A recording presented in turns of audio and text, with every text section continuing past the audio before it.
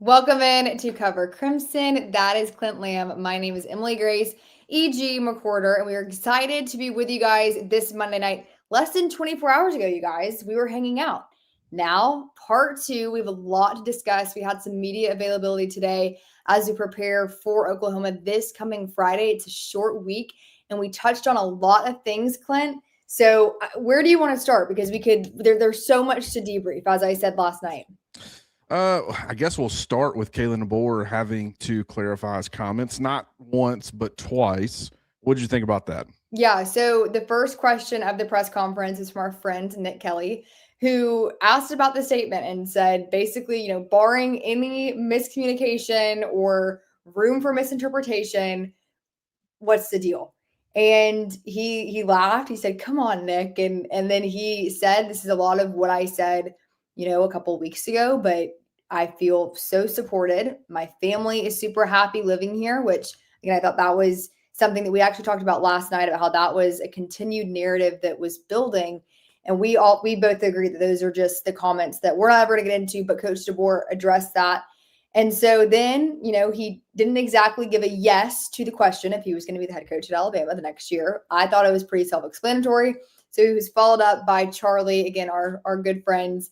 And he said, yes, Nick, and yes, Charlie, that he will be the head coach at Alabama next year. He didn't say which sport, though. So I guess there's still some thoughts and narratives that can be put out there. But I feel like if you do not believe him or trust him now, I don't know what more, unless maybe a personal phone call from Coach DeBoer to these individuals. But I think that he was pretty clear, pretty adamant about where he stands on. And he also highlighted the players and the team, how they're handling the distractions and all of that, and how proud he is of them. So I think it was put to rest today. But in my Twitter mentions, it's still not put to rest. So Yeah, it won't be. But let me tell you what I think's going on. I don't think it has anything to do with him leaving for Michigan. I really don't. If he comes out and says, "I'm going to be Alabama's head coach next year," and he kind of locks himself in from a contract extension, raise standpoint, which I know that's probably what's going on here. And a lot of people think, hey, it's premature. He doesn't deserve a contract extension or raise. Look at how many people are wanting him.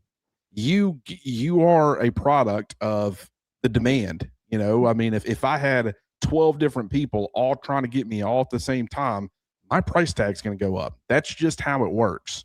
And so, I think it's more so he doesn't want to do anything it's not really him in control of that either. Like, I think it's more so he doesn't want to step on his agent's toes. His agent behind the scenes, he's doing work. I do think you're probably going to see an extension coming. I think that's already been reported that was in the works. If he comes out and says, "I'm going to be Alabama's coach," you lose leverage. He kind of screws his agent in a lot of ways by making those types of comments. Now, people aren't going to agree with that. They want him to be, everybody wants, their NFL star quarterback to take less money so they can afford everybody else. But that's just, in most cases, that's not how it works. So I don't think that he's a threat to leave Alabama. I just think that until that contract is presented and it is signed and it is locked in, he is, trying not to do anything to the detriment of the people working for him behind the scenes. I really feel like that's a lot more of what this is right now. Well, I think that again, today he was very clear that he is not talking to anyone. He has no plans to. And again, asked point blank if he's going to be the coach next year. He said yes. And so it's funny though, because I'm literally opening X right now and like people are still discussing that it's just not a done deal yet. And he could still end up, I don't know. I think at this point, coming straight from the horse's mouth as it was today, early on in the press conference, I'm going to take him at his word. And Skyler, no more money until you win a national championship. Look, I mean, sure, in an ideal, perfect world, that would be how everything works. It's not, because, like I said, he's already in demand. He didn't have to win the national championship for Penn State to want him and for Michigan to want him. And I guarantee you, if Lincoln Riley were to go anywhere, then USC is immediately calling, trying to figure out if they could land a guy like Kalen DeBoer. He is a very sought after coach. Mm-hmm. And I mean, how many other, people in college football that's not the way it works. You don't only get extensions. The people that are getting extensions, a prerequisite is not winning a national championship. Now, at Alabama, fans might want it to be that way, and they think that they deserve more. But you got to understand the demand is there for this man, and this man wants to be in Tuscaloosa. Mm-hmm. He wanted to follow Nick Saban. Has it looked just the way we all wanted it to look? No, but when you look at the actual results, it has not been bad by any means. It is trending in the right direction. Obviously, a win against Oklahoma would go a long way, but that remains to be seen. But at the same time, he is doing everything he possibly can to let everybody know, hey, I don't want to, and this is my opinion, I don't want to do anything that hurts my agent. I don't want to hear an earful from him, but guys, I'm going to be in Tuscaloosa next season. And if you're an Alabama fan, you need to be really excited about that, because when you look at the other possibilities, especially at this point in the coaching carousel, if he were to leave, I don't think it would be very good for Alabama. So no, I think that's something that often my counter to when people start discussing who would you want to hire? Like, look at the state of things. Yeah, it's not great. It's not great anywhere. And so it's also funny to me too how so much criticism has Coach DeBoer taken over the course of the last couple of months, yet he is the number one name in all of these job vacancies. And you have these fan bases that just absolutely adore him suddenly. And it's kind of funny because it's like, okay, guys, what do you love the man or do you hate the man? But if that isn't kind of like a microcosm of what social media does to all of us, I don't know what is. Not to get on a rant about social media and all that good stuff. But, I think that it's now, to me, can be put to rest, and now all attention can shift to the game that's being played this week, which is there's like a really big game, huh? Is that what right? Isn't that crazy, Clint? There's a game. It's the first round of the playoffs, and it's the first game that's played of the playoffs. Guilty. Look, I can get upset at everybody else, but here we are. The entire show's been pitched around this because this is something that Alabama fans have been on edge about. We're going to address it, of course, but you're 100% right. The media, we're all bad guys. I get it. I include myself in that. No, we're not all bad. I promise. But there is a massive game happening in just a matter of days. And what I like about not only the statement and what I like about what he said was that I knew I wasn't going to get a chance to see you guys until today. Talking about the media. I wanted to go. I didn't want this continuing to circulate. I wanted to go ahead and get this out there, let everybody know where I stand. Granted, maybe some people still aren't willing to buy it, but they're not going to buy anything until he signs on the dotted line and Michigan hires a new head coach. And I think Michigan is waiting to see. They're probably saying, okay, right now, Kalen DeBoer's party is saying no. If he loses to Oklahoma, and then all the Bama fans are expecting everybody to turn on him and the seat to get warm, and then when that happens, maybe we can reach back out and maybe he'll be willing to listen a little bit more. I don't think it's going to happen.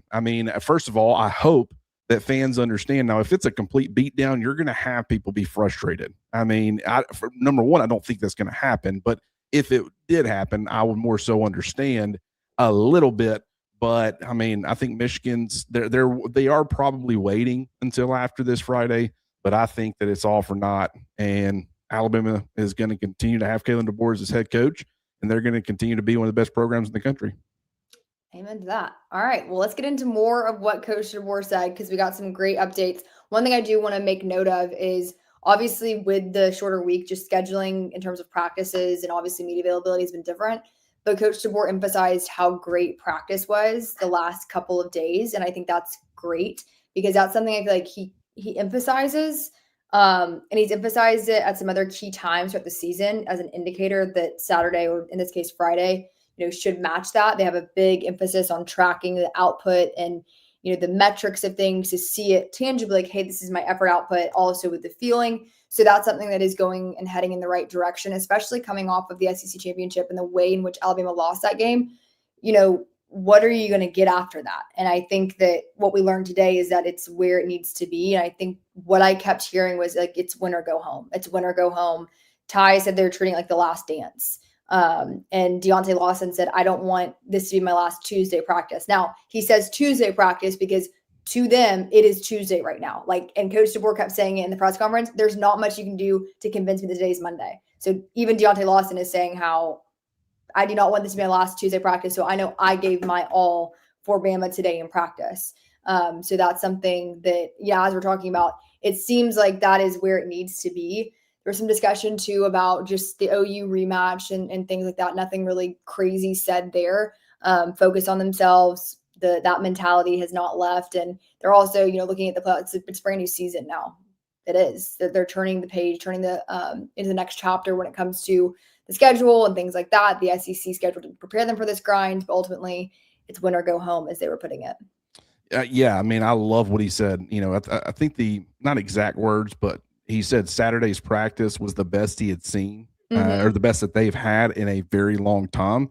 And he talked about the energy and the execution. That's exactly what somebody was asking about, the focus, the intensity. Yeah. And you could tell. I mean, I understand it's the warm-up parts of practice, but the parts that you guys were actually able to see, there did seem to be high energy. A sense of urgency and intensity about the group. Now, granted, I mean, I'm not going to sit here and tell you, I guarantee they're going to come out and play with their hair on fire on Friday, and there's nothing to worry about. Like, I'm not going to go that far, but I will say the signs are encouraging. And you are correct. There is no such thing as holding back for next week. I mean, you've got to go out there in a very hostile environment against a good football team, against a team that's already beat you once this season in your house. And you've got to figure out a way to get a win to be able to move on. And then at that point, I mean, it could end up being Indiana, probably going to be Indiana, who's currently ranked number 1, just beat Ohio State, which was everybody's darling in this college football playoff hunt or race. So it's like, it's not going to get any easier after this week, but it's got to start this week. And I love hearing about that. Now, something that a lot of people have concerns about, they've had concerns about it, but that's the injuries and just that being brought up. Yeah. So what did he say about Jam Miller, Josh Clayton, all those guys? Let me pull it up here so I don't get anything wrong. But that was my question to Coach DeBoer. And it's always fun because some of you guys will message me that you guys hear my voice in the press conferences, and that makes me smile. Okay, let's see here. So we did see Jam at practice today, and we have some footage, some tape of him doing some drills with Ty. And so I asked him about Parker Brailsford. He said, doing good, been practicing. Jam, good progress, just continuing to see how the week goes along. Cuevas, very similar to Jam, making progress, optimistic at this point. And then LT will be doubtful. Yeah, and that's the one, I guess, before we get to all these other guys, because I was specifically asked, and just so I can give credit, Coach Vise, I don't pass 30 on Twitter. He specifically asked, since LT is doubtful, what do you think is the most effective substitute for him? What I will say is that this is a little bit different. We haven't seen Alabama's defense without LT Overton against a very heavy 11 personnel offense like Oklahoma. We saw it against Georgia, but Georgia is very heavy leaning as far as the 12 personnel, where you get the 3 defensive linemen and the 2 outside linebackers on the field at the same time. So you saw guys like Keon Keeley. He really does not play on the interior much. I want to say 7 of his 17 snaps as a 3 technique came against Georgia in that SEC championship game, and he's played 10 others the entire season. So almost half of it came in that one game, and they had to do it that way. They didn't really have a choice. They needed rotational pieces at that bandit position, and I just don't think that's a strength of his. I think he's better as a 5 tech or outside shoulder of the tackle, 4, maybe some 4-eye. But, I think that this type of game, the bandit, you'll see a lot more of your 4-2-5 base, which is where Alabama's probably the most comfortable. Expect to see a lot of Red Morgan at Husky. Deshaun Jones still has that club on his hand from what's being reported. But, I think that, he'll be ready to contribute.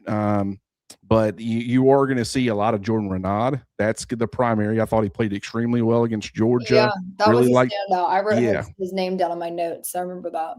So, and then Keon Keeley just playing. I do think you'll continue to see him. I think he'll be put in a position to be a little bit more impactful in this type of game because of what the Bandit's going to be asked to do compared to what it was asked to do against Georgia. But then also Kelby Collins was seen back out there. I think he had an illness for the SEC championship, so he was out. So you saw a pretty steady rotation of defensive linemen on the interior against Georgia. A guy like Kelby Collins is only going to add to that. Maybe you do see him play a little bit of bandit. I wouldn't foresee probably a lot, but I think maybe in some situational, in some of those situations where maybe you are going some of those 3-down looks, 3-down lineman looks, and you're playing a 4-eye or a 3-tech or whatever, you might see some Kelby Collins out there in place of the bandit. But overall, I think it's going to be Jordan Nod. You're going to see some Keon Keeley. Would still expect, Oklahoma's tight end is like 6'2", like 230, 235 pounds. He's not overly big. They do have a lot of 11 personnel. So they're not, I could see this type of game being one where maybe you could get Quay Russaw and Yanze Pierre on the field at the same time without having to go with the 3-4 personnel. That's possible. So you could see a lot of different ways to attack it. But obviously, Jordan Renaud is going to continue to be the main guy. And I actually feel pretty good about, his performance against Georgia. And I expect big things from him against Oklahoma this weekend. Yeah, Ty was also asked, about his health personally. He said he feels great. Fire me up. I'm ready to go. So obviously there's a lot of rumors about that and things of that nature. But I think it was pretty much, par for the course, kind of nothing really was unexpected about that injury update. I'm not sure if you feel the same way. But, seeing Jam, that was great to see him, participating in some drills. And we'll just kind of keep an eye on, once the injury reports, what those indicate here in a couple of days. Yeah. Cuevas is one where it's like I've kind of heard mixed things. Obviously, some people are very pessimistic. Other people are encouraged. Obviously, Ty seems to expect him back. Yeah, Ty had some great things to say about him today. Yeah. So, that's just going to have to be one of those wait and see. I'm cautiously optimistic, but I'm not expecting, they're definitely going to have Cuevas. But I think this is the type of game where if there's any way he can possibly go, he's going to try to go. And it was kind of that way with like Jam Miller today. I'm watching him go through some of those drills, and one of those feet was heavily wrapped, and he didn't exactly look 100%. Now, you still got 3 or 4 more days, a lot of, rehab between now and then. Maybe you can get closer to 100%, but guys are still going to be playing a little bit banged up. Others are going to be a lot closer to being 100%. Cam Dewberry is one. He was back out there today. Fully expect him to be available. Cam, but just in the, I literally was like, Coach DeBoer asked me who, and then, it wasn't exactly the cleanest, what's what I'm looking for? Exchange, I guess, because I asked him like what the overall health of the team is. He was like, well, help me out here, like who? And so I would list a few, then he'd give a response. And so some fell through the cracks, and Cam was one of them, but he was out there like you guys saw. Yeah, when it's like, hey, just every guy you listed and talked about in your post game following Georgia, just talk about those guys. I was like, can we start there? But I was like, okay. I was like, all right, Parker, that's a big one. I wanted about him. Jam, that's a big one. Cuevas. So I went down the list as best as I could, but Cam definitely fell through the cracks. I said it, but anyways.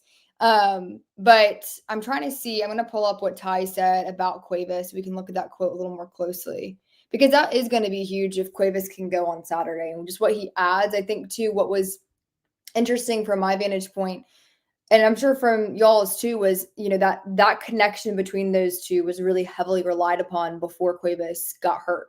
And so one, if Cuevas is ready come Saturday, I want to know, how strong is that connection initially? Is that going to be someone that Ty goes to early on to build back, Cuevas' confidence? What is that going to look like?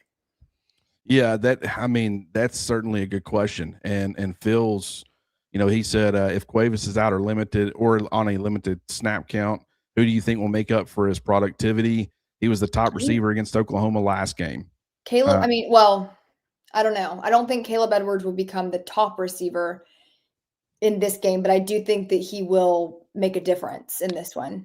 This would be a great game because I think Jeremy Bernard is one of those guys where I don't think he was like super banged up relative to everybody else, but he certainly had to miss, what was it, the Eastern Illinois game? Yeah, he missed Eastern Illinois. Yep. Yeah, so I don't think he was 100% against Auburn. I don't think he was 100% against Georgia. He should be a lot closer, and he provides that stability, that reliability, that, similar to a Josh Cuevas. And really, that was the guy early on in the season where he was that player. I think as of late, they've started to figure out, okay, using him in the variety of ways that they do lining him up in the backfield, the key in on that, you're probably giving him the football. You're getting the football in his hands. You put him in motion. A lot of times he's going to be taking the football. I would like for them to be a little bit more creative, or just let him be that, Z receiver, let him win on the outside, play receiver, win the short to intermediate parts of the field, get on the same page with Ty Simpson. I do feel like that he is a guy who is probably going to need to come up big for Alabama.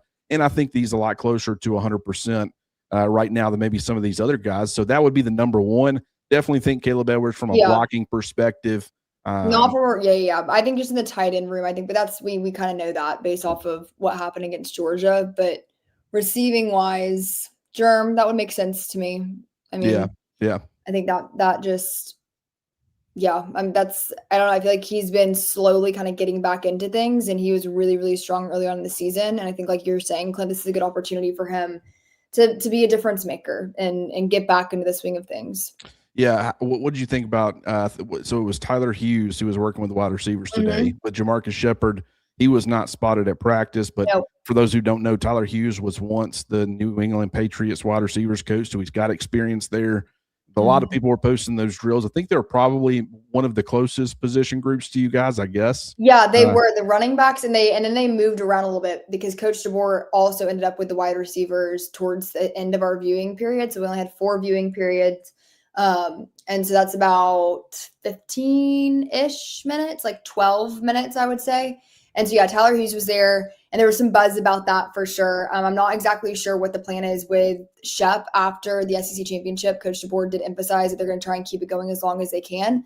But obviously he does have obligations now that he is a head coach elsewhere. But we had a good look at the receivers, had a good look at the running backs, the quarterbacks, and the defense was a little bit down the field, but I'm curious what will kind of transpire with that position group as a whole in terms of who will be, Shep's replacement. And so, like I said, there was definitely some buzz about seeing Tyler Hughes out there. Yeah, and it could be on a tryout situation. Maybe, if they do well, he does well. I mean, I have no idea. But what I will say is it's a very talented room, and it's a room that's going to be needed against Oklahoma. I mean, a lot of different guys right now with that tight end room being what it is. Danny Lewis, maybe, we saw him a little bit against Georgia. Maybe we see him a little bit more this weekend, but the fact that he's, been in and out of the lineup, mostly out of the lineup, and Josh Cuevas, that wide receiver room, if they could really provide Ty with, some consistency and some reliability, which they're all fully capable of, that could certainly help. They're going to need all hands on deck. I don't know how well Alabama's going to be able to run the football in Oklahoma's defense. So, we did say that last time, though, Clint, and that was where things got started. Yeah, and I'll say this, like, they really did. They did a good job of sustaining and maintaining blocks. That was the first game that we saw Woken Formby and Michael Carroll, start alongside one another at right guard, at right tackle. And I thought it was a very encouraging performance. And really, since then, it's been, they've continued to play well. It hadn't been perfect, but I think that just, 10 or however many more days, I guess close to 2 weeks now that I think about it, since you played against Georgia, I mean, that couple of weeks playing alongside one another, you would fully expect that continuity with the offensive line to get back and, or get into a pretty healthy place. So I'm cautiously optimistic. Obviously, Oklahoma, I haven't really checked on any sort of update on R. Mason Thomas, their star pass rusher, but they might end up getting him back. So it's not just Alabama getting guys back and getting guys healthy. Oklahoma's going to have some guys available. You had a lot of time to prepare too. And Brent Venables, Brent Vegetables. Man, that's that. You guys were watching last night. You know what that's about. Golly. I was sitting in the meeting room today, and I started giggling to myself because I thought about it again, and I was like, man. Brent Vegetables. Can you imagine if I accidentally said instead of Venables, when you look at Coach Venables defense, what sticks out to you? The key is to don't say vegetables, because then you'll say vegetables. The key is to say Venables, say Venables. Get it out of my head. Because I'm terrible about that. I'll tell myself, don't do this, and you always end up doing that. It's vegetables. Yeah. Gelato, appreciate the $9.99 super chat. If anybody wants or has a question, always send us a super chat. We'll address it, talk about it 100% of the time. But I don't think there was a question in here. But he said, "My boy ain't going nowhere. Roll Tide." and also mentioned, and people like Damian Harris and Paul Feinbaum give Bama fans a bad rep. Paul Feinbaum is not a Bama fan, so I don't. He is certainly not representing the fan base, I promise. But Damian Harris has rubbed some people the wrong way. I haven't been as upset about some of his comments in the past. This one was a little bit the idea that you're putting it out there that he was on the hot seat if he loses this football game. Would his seat have gotten warmer? Maybe, like, would fans have been upset? It's a bad way to go into the offseason. I totally get it. Yeah. But to say that he is, that he thinks he would have been fired, it's like that would have been if Alabama did that, it would be absolutely foolish. Yeah. And I just don't think Greg Byrne and company are very foolish. So I'm There's not. That. It was a very strange comment from Damian Harris, kind of out of left field relative to what everybody else was talking about. Yeah, with it, so. He's had a few this season that I've just kind of looked at, scrolled past, and kept going. That is fair. Me. I'm one of those where I like to troll. I need to take the EG route more and just say, you know what, we're just going to let that one go. Very rarely do I get involved on the social media world, but when I do, when I do, I have seen, there's been a few incidents, but you stay kind of like keeping up, and like you're good at keeping the tabs.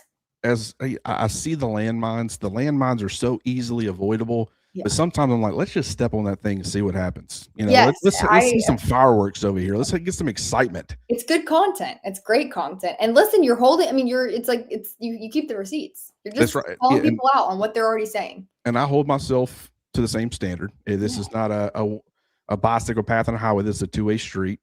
I did fire back at a Michigan fan today, actually. Oh, really? No, I missed that. Yeah, I can. Well, what was it about?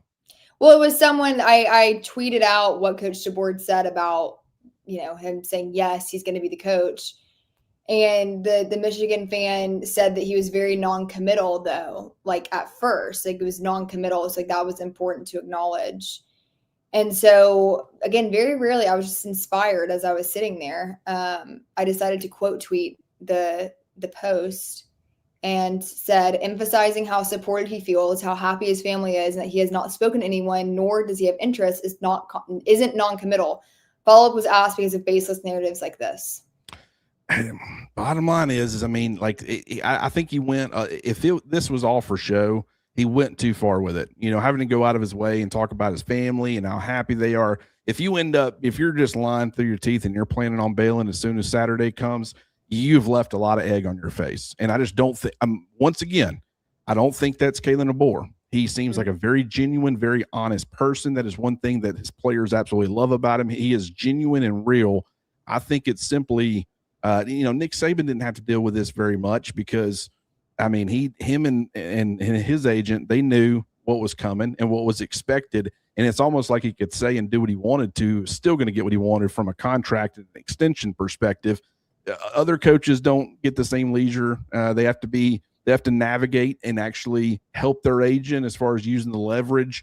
The only person that seemed to light that on fire was Lane Kiffin. That was a very strange outlier. I think that's such a weird last couple of weeks.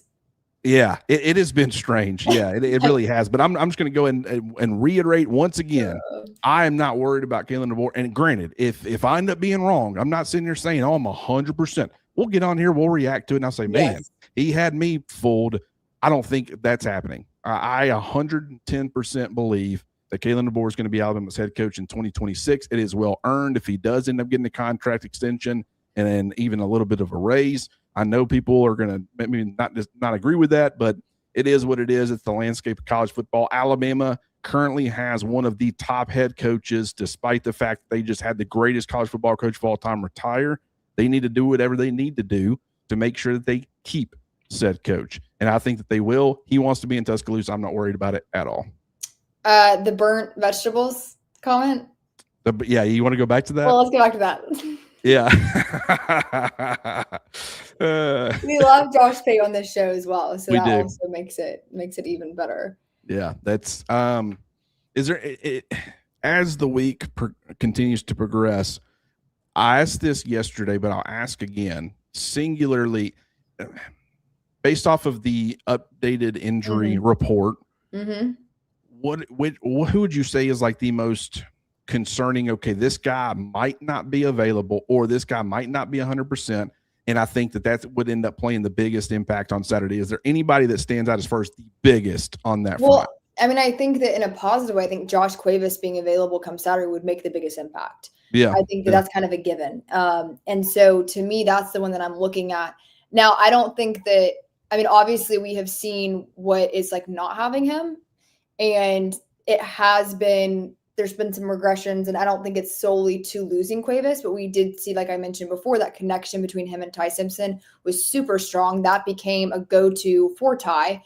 And so I think that I'm going to look at it as that will be the biggest advantage should Cuevas be ready to go, but I'm confident there are guys behind him, and there are also other receivers that will, fill the gap for him should he not be ready. But I think that when you look at the playoff picture as a whole, not to get ahead of ourselves, but if Cuevas were to not be available for any of it, that to me would be the most detrimental. Yeah. I would 110% agree with that. Now, one of the most underrated getting a guy back, in my opinion, is Cam Dewberry. Cam Dewberry. Okay. And I was going to include Brailsford as far as and getting him closer to 100%, but I think a lot of fans understand, getting Parker Brailsford. He's been your best offensive lineman when he's been healthy. Not even a debate on that. Cam Dewberry, though, he was playing really good football at left guard. Mm-hmm. It's still, there are going to be things that he's not necessarily able to do from an athleticism standpoint.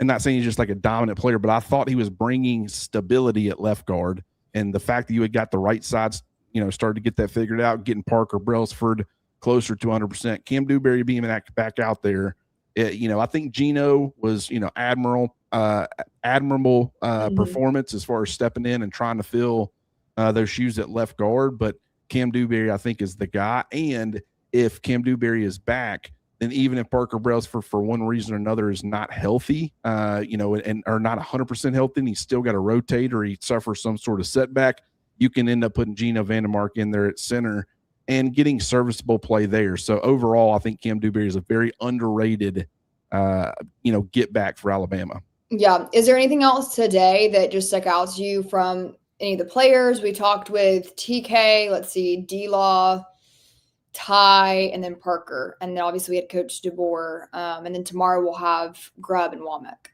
Yes, I'm glad that we're getting Grubb and Womack. I really am curious to hear, because after the Georgia game and stuff, we didn't get to hear from those guys, right? Mm-hmm. So, I mean, just and from both of their perspectives, like I guarantee you, Kane Womack, despite the fact that Alabama did a really good job defensively, I can tell just the way he operates, he's going to probably talk about the fact that, hey, we didn't really help out our offense when takeaways and as far as takeaways and as far as when they were in the red zone, whether it be going forward on fourth down or the interception, when they got into the red area, Alabama's defense didn't bow up and play quality red zone defense.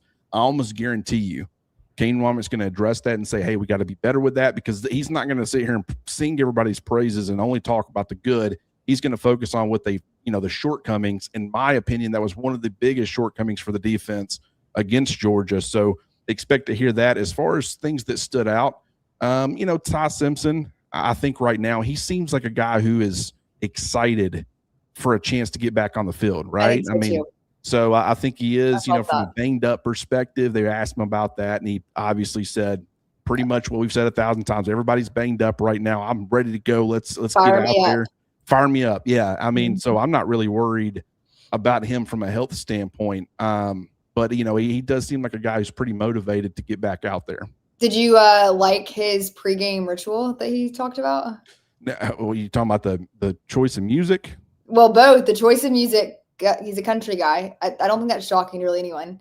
And then Seinfeld, that's what he watches. Yeah, I guess it's one of those. I think in those moments, you like having those mindless TV shows that like you can watch, and maybe there's some funny parts, but you're also you're able to maintain focus at the same time. Like when I'm working, I need to have like a show on that like I've seen before, can kind of look up.